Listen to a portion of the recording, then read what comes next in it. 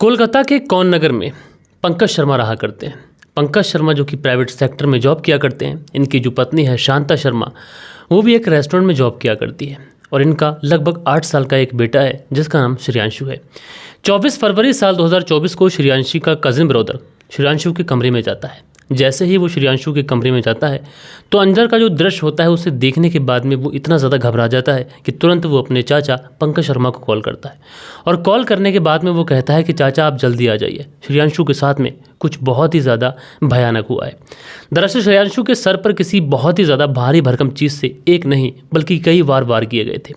साथ के साथ श्रेयांशु की हाथ की नस भी कटी हुई थी। इस तरीके का दृश्य देखकर जो श्रेयांशु का कजिन ब्रदर होता है वो पूरी तरीके से डर जाता है। एंड उसके बाद में जो पंकज शर्मा होते हैं वो भी दौड़े दौड़े भागे अपने घर आते हैं। एंड शांता शर्मा भी आती है, लेकिन उनके 8 साल के बेटे की इतनी बेरहमी से उनके ही घर के अंदर हत्या कर दी गई। ये मामला उनकी समझ से बाहर था कि आखिर 8 साल के उनके बेटे की किससे क्या दुश्मनी एंड क्या रंजिश थी। तुरंत पुलिस को इन्फॉर्म कर दिया जाता है और पुलिस जब मौके पर पहुँचती है तो पुलिस को वहाँ से किचन नाइफ भी मिलती है और साथ के साथ जो श्रेयांशु था उसके जिस्म पर किसी भारी भरकम चीज़ से एक नहीं बल्कि कई वार किए गए थे। लिहाजा पुलिस उस डेड बॉडी को कस्टडी में लेकर सीधा पोस्टमार्टम के लिए भेज देती है।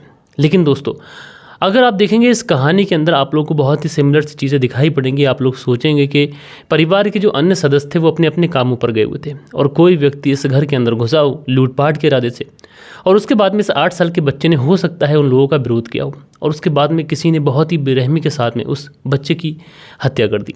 लेकिन दोस्तों, पुलिस जब इस पूरे मामले में इन्वेस्टिगेशन करती है तो एक ऐसा सच सामने निकल के आता है कि जिससे एक बहुत ज़्यादा पवित्र रिश्ते को दागदार कर दिया जाता है।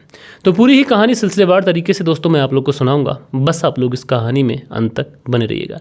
एंड दोस्तों, एक वीडियो को बनाने में बहुत ज़्यादा मेहनत लगती है। पहले रिसर्च, फिर स्क्रिप्टिंग, फिर शूटिंग, फिर एडिटिंग, फिर अपलोडिंग।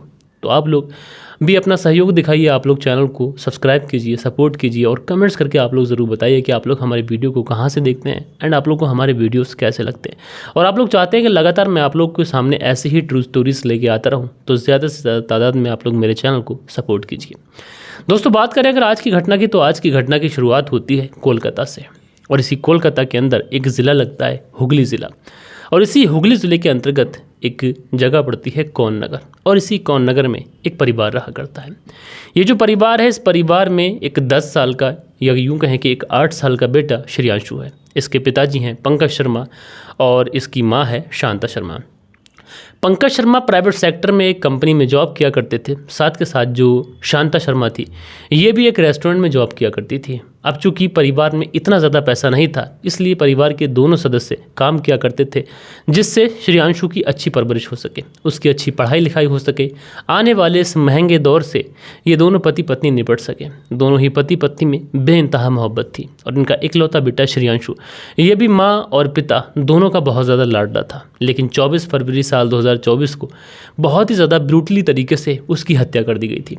लिहाजा पुलिस जो थी अब इस पूरे केस को सुलझाने के लिए, सॉल्व करने के लिए अपनी इन्वेस्टिगेशन शुरू करती है।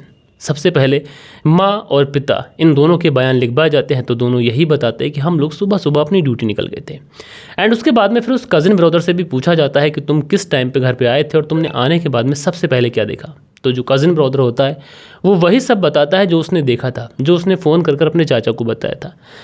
लिहाजा डेड बॉडी तो पोस्टमार्टम के लिए जा चुकी थी, लेकिन इस 10 साल के 8 साल के बच्चे की इस तरीके से हत्या कर देना ये पुलिस के लिए बहुत ज़्यादा उलझा हुआ एक केस दिखाई पड़ रहा था। क्योंकि पूरे घर के अंदर सामान जो था वो जस का तस रखा हुआ था, कोई भी सामान तिड़ी बिड़ी नहीं था, कोई भी सामान फैला हुआ नहीं था। लिहाजा पुलिस का जो शक था पहले लूटपाट की तरफ जा रहा था, अब लूटपाट की तरफ तो नहीं जा रहा था। अब पुलिस सोचती है कि हो सकता है कि किसी ने दुश्मनी के एंगल में श्रेयांशु की हत्या कर दी हो। लिहाजा पुलिस वाले पंकज शर्मा और उनकी पत्नी शांता शर्मा इन दोनों से पूछताछ करते हैं, क्या तुम्हारी हाल फिलहाल में किसी से कोई लड़ाई हुई, कोई झगड़ा हुआ या फिर तुम्हारा किसी के साथ में कोई पुराना विवाद है। तो जो शांता शर्मा होती है और जो पंकज शर्मा होते हैं ये दोनों कहते हैं कि साहब हम तो बहुत सुलझे हुए व्यक्ति हैं और हमारा किसी से कोई झगड़ा नहीं, किसी से कोई विवाद नहीं। एंड पुलिस को जब पंकज शर्मा और शांता शर्मा ये बताती हैं कि हम लोग सुलझे हुए व्यक्ति हैं और हमारा किसी से कोई विवाद नहीं है, लिहाजा पुलिस वाले अब इस केस में अपनी जांच का दायरा बढ़ाते हैं एंड उसके बाद में इसी पंकज शर्मा के पड़ोस में जितने भी लोग रहते हैं उन पड़ोसियों से पूछताछ करते हैं, क्योंकि ये जो पूरा इंसिडेंट हुआ था ये दिन में ही दोपहर के 2 बजे से 4 बजे के बीच में हुआ था। लिहाजा जो पुलिस वाले थे वो पड़ोसियों से पूछताछ करते हैं, लेकिन पड़ोसी यहाँ पर बहुत ही शॉकिंग कुछ बताते हैं। दरअसल पड़ोसी बताते हैं कि इनके घर में एक डॉग है। अक्सर कोई भी अगर बाहरी व्यक्ति इनके घर में जाए तो उनका जो डॉग है ये भौंकता ज़रूर है, लेकिन आज हमने बहुत अच्छे से देखा है और हमने अच्छे से सुना है, क्योंकि मोहल्ले पड़ोस में कोई भी धुन नहीं था, कोई भी आवाज़ नहीं थी, कोई भी साउंड नहीं था, लेकिन इनका जो कुत्ता था ये कुत्ता भौंका नहीं था। अगर कुत्ता भौंकता है तो हम लोग समझ जाते हैं कि शायद आज पंकज शर्मा के घर में कोई अजनबी आया हुआ है, लेकिन चूंकि आज कुत्ता नहीं भौंका तो इसलिए साहब हमें कुछ नहीं पता। अब जैसे ही पुलिस को ये बात पता चलती है कि कुत्ता आज नहीं भौंका और पुलिस जब उस कुत्ते को देखती है तो कुत्ता भी वैसा ही बंधा हुआ था जैसे अमूमन होता है, लेकिन कुत्ते का ना भौंकना, घर के अंदर मर्डर हो जाना, ये सिर्फ और सिर्फ एक ही तरफ इशारा कर रहा था, और वो इशारा ये था कि श्रेयांशु की हत्या जो है वो पंकज शर्मा के किसी जानने वाले ने की है, और जानने वाला भी ऐसा जो अक्सर पंकज शर्मा के घर पर आया जाया करता था, जिसे वो कुत्ता बहुत अच्छे तरीके से पहचानता था। लिहाजा पुलिस जो थी अब इस पूरे केस में तमाम चीज़ें चेक कर चुकी थी, लेकिन पुलिस के पास में अब सिर्फ और सिर्फ एक ही चीज़ बची हुई थी, और वो थी इस मोहल्ले में लगा हुआ इकलौता सीसीटीवी।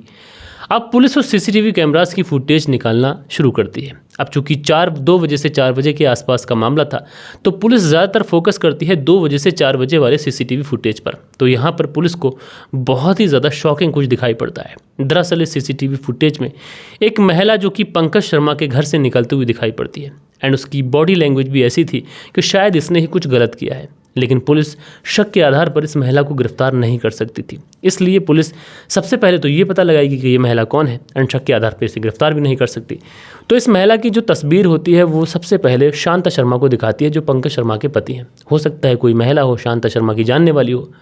तो शांता शर्मा उस महिला को पहचानने से इनकार कर देती है। वो कहती है कि मैं इस महिला को नहीं जानती, लेकिन जो पंकज शर्मा होते हैं जब वो इस महिला को देखते हैं तुरंत पहचान लेते हैं, और वो कहते हैं कि ये तो कोई और नहीं बल्कि हमारे ही थोड़ी सी दूरी पर रहने वाली एक महिला जिसका नाम इशरत परवेज़ है, वही है। लिहाजा पुलिस वाले जो थे अब इशरत परवेज़ के बारे में पता कर चुके थे कि इशरत परवेज़ है। अब शुरुआत में पुलिस को ऐसा लगता है कि हो सकता है कि इशरत और पंकज के बीच में नाजायज़ ताल्लुकात हों, इसलिए पुलिस चुपके चुपके पंकज शर्मा को कुछ भी बिना बताए पंकज शर्मा की कॉल डिटेल निकालती है। एंड दोस्तों, जब पंकज शर्मा की कॉल डिटेल निकाली जाती है तो उसमें पुलिस को कुछ भी गलत ऐसा नहीं मिलता है कि जिसमें यह अंदाज़ा पुलिस को लग सके कि पंकज शर्मा और इशरत की बातचीत हुआ करती थी। एंड उसके बाद में पुलिस सोचती है कि क्यों ना एक बार इशरत की ही कॉल डिटेल निकाल ली जाए, क्योंकि इशरत यहाँ पर आई थी, इसलिए इशरत किससे बात करती है किससे नहीं करती, हो सकता है कि इसमें कोई दुश्मनी का एंगल निकल आए। लिहाजा जब पुलिस इशरत का मोबाइल नंबर खंगालती है और जब इसका CDR निकालती है तो यहाँ से पुलिस को बहुत ज़्यादा शॉकिंग कुछ दिखाई पड़ता है। दरअसल इशरत का जो मोबाइल था ये इसी 2 बजे से रात 8 बजे तक स्विच ऑफ था, जबकि अमूमन इशरत का मोबाइल ऑन ही रहता था। दूसरी चीज़ यह है कि इशरत के मोबाइल से एक नंबर पर घंटों घंटों बात हुआ करती थी, और उस नंबर के बारे में आप सुनेंगे तो आप लोग चौंक जाएंगे। दरअसल ये जो नंबर था ये किसी और का नहीं बल्कि इसी श्रेयांशु की माँ यानी पंकज शर्मा की पत्नी शांता शर्मा का था। और पुलिस ने जब शांता शर्मा की और इशरत की व्हाट्सएप चैट पढ़ी तो पुलिस अंदर तक हिल के रह गई, क्योंकि दोस्तों ये जो व्हाट्सएप चैट थी ये इस तरीके से की गई थी कि जैसे मानो कोई बॉयफ्रेंड और गर्लफ्रेंड इस चैट को कर रहे हों। और इतना ही नहीं बल्कि इन दोनों की व्हाट्सएप चैट पर एक दूसरे के अश्लील फ़ोटो भी वायरल किए गए थे, यानी अश्लील फ़ोटो भी शेयर किए गए थे जो इन दोनों ने एक दूसरे को क्लिक करके भेजे थे। लिहाजा पुलिस अब ये तो समझ चुकी थी कि इन दोनों के बीच में ये वाले रिश्ते हैं, लेकिन अब ये सोचना पुलिस के लिए बहुत ज़्यादा ज़रूरी था कि आखिर अगर इन दोनों के रिश्ते हैं तो भला ये लोग श्रेयांशु की हत्या क्यों करेंगे। अब पुलिस के सामने सारे सबूत थे, लेकिन हत्या का मामला उसके बारे में कोई भी सबूत नहीं था। लिहाजा पुलिस ऐसा करती है शक के आधार पर जो पंकज शर्मा होते हैं उनकी पत्नी शांता शर्मा एंड इशरत परवेज़ इन दोनों को उठा लेती है, एंड उठाने के बाद में इन दोनों से पूछताछ करती है। तो जो शांता शर्मा होती है ये पुलिस के सामने अपना जुर्म कबूल कर लेती है और ये कहती है कि हाँ, मैंने ही अपने बेटे श्रेयांशु की हत्या की है और इस सब में इशरत परवेज़ ने मेरा साथ दिया है। एंड शांता शर्मा बताती है कि पिछले कुछ समय से मेरे और इशरत के बीच में नाजायज़ रिश्ते चल रहे हैं। और दोस्तों इसके बारे में जब पुलिस वाले पंकज शर्मा से बात करते हैं तो पंकज शर्मा बताता है कि मुझे इस बारे में बहुत पहले से पता था, लेकिन मेरे बेटे के ऊपर इसका कोई गलत प्रभाव ना पड़े, समाज में बदनामी ना हो जाए, इसकी वजह से वो चुप था। यानी एक बाप सिर्फ और सिर्फ अपने बच्चे के लिए चुप था कि उसकी परवरिश अच्छे से हो जाए, लेकिन आज इसी सब की वजह से उसका जो बेटा है वो इस दुनिया में नहीं था। एंड शांता शर्मा बताती है कि 24 फरवरी साल 2024 को उसके जो पति थे वो जल्दी काम पर चले जाते हैं एंड उसके बाद में मैं घर पे होती हूँ। उसी समय इशरत आ जाती है। मैं और इशरत फिर एक दूसरे के साथ में इंटीमेट होने लगते हैं। ये दोनों एक दूसरे के साथ में कुछ इस तरीके से इंटीमेट होते हैं कि इनको ये ध्यान ही नहीं रहता है कि इनका जो डोर है वो डोर लॉक नहीं है और साथ के साथ श्रेयांशु के स्कूल से आने का समय भी हो चुका है। जैसे ही वो 8 साल का बच्चा अपने घर के अंदर दाखिल होता है तो वो देखता क्या है कि उसकी जो माँ है शांता शर्मा, जिसे वो मौसी कहता था इशरत परवेज़ को, उसके साथ में बहुत ही गलत तरीके से इंटीमेट हो रही है। दोनों के जिस्म पर एक भी कपड़ा नहीं है। 8 साल का बच्चा ये देखने के बाद में बहुत ज़्यादा शॉकिंग तरीके से हिल जाता है। अब उसको भले ही इन सारी चीज़ों की समझ ना हो, लेकिन इतना उसे ज़रूर पता था कि यहाँ पर कुछ ना कुछ गलत ज़रूर हो रहा है। अब वो इस बारे में किससे कहे किससे ना कहे। अमूमन अगर इतने छोटे बच्चे का कुछ भी गलत होता है तो वो अपनी माँ से इस बारे में बात करता है, लेकिन यहाँ तो माँ ही सबसे ज़्यादा कल्पित थी। लिहाजा उसके बाद में जो श्रेयांशु था ये अपनी माँ से ठीक से बातचीत नहीं करता है। जब ये अपनी माँ से ठीक से बातचीत नहीं करता है तो उसके बाद में जो शांता शर्मा थी उसको लगता है कि शायद ये मेरे बारे में और इशरत के बारे में मोहल्ले पड़ोस में किसी को बता देगा और जिस रिश्ते को हमने दुनिया से कई सालों से छुपा कर रखा शायद उस रिश्ते का पर्दाफाश हो जाएगा। एंड उसके बाद में जो शांता शर्मा होती है पहले तो श्रेयांशु का सर दीवार पे मारती है एंड उसके बाद में उसके सर को टेबल पे मारती है और जब वो गिर जाता है ज़ख्मी हो जाता है तो घर में ही रखी हुई एक मूर्ति जो कि काफ़ी ज़्यादा वज़नी थी उस मूर्ति से श्रेयांशु के सर पर वार करती है, बल्कि एक नहीं कई सारे वार करती है। श्रेयांशु गिर चुका था पूरी तरीके से, सर उसका डैमेज हो चुका था लेकिन उसकी सांसें चल रही थी और उसी समय शांता शर्मा किचन के अंदर जाती है और वहाँ से एक किचन नाइफ़ निकाल के लेके आती है एंड उसी किचन नाइफ़ से ये श्रेयांशु के हाथ की नस काट देती है और अपने बेटी के खून को बहता हुआ देखती रहती है जब तक उसकी सांसें थम नहीं जाती हैं, जब तक ये रिलैक्स नहीं होती। लेकिन दोस्तों इस दौरान इसने अपने घर के टीवी का वॉल्यूम पूरी तरीके से तेज़ कर दिया था ताकि मोहल्ले पड़ोस में किसी को भी श्रेयांशु की चीखों की आवाज़ ना जाए। एंड उसके बाद में ये दोनों बहुत ज़्यादा रिलैक्स हो जाते हैं, यानी इशरत परवेज़ और शांता शर्मा। जब श्रेयांशु की मौत हो जाती है तो उसके बाद में इशरत परवेज़ जो थी वो सामने वाले रास्ते से अपने घर के लिए निकल जाती है और जो शांता शर्मा थी ये पीछे वाले रास्ते से अपने काम के लिए निकल जाती है। लेकिन शांता शर्मा जिस रास्ते से गई थी उस रास्ते पर कोई भी सीसीटीवी कैमरा मौजूद नहीं था, लेकिन इशरत जिस रास्ते से गई थी उस रास्ते पर एक सीसीटीवी कैमरा मौजूद था और इसी वजह से जो इशरत होती है वो सीसीटीवी कैमरे में कैप्चर हो जाती है।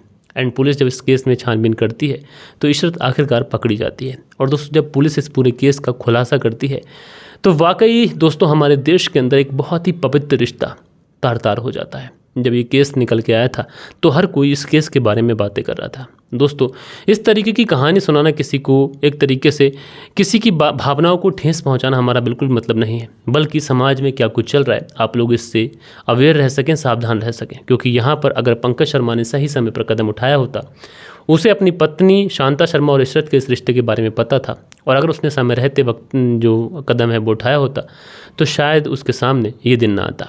बहरहाल दोस्तों आप लोग इस कहानी के बारे में क्या सोचते हैं कमेंट्स करिएगा, कहाँ से देखते हैं वो भी बताइएगा। बाकी दोस्तों मिलते हैं कल के दिन किसी और स्टोरी के साथ में। जब तक के लिए अपना ख्याल रखें, देश का ख्याल रखें। जय हिंद, जय भारत।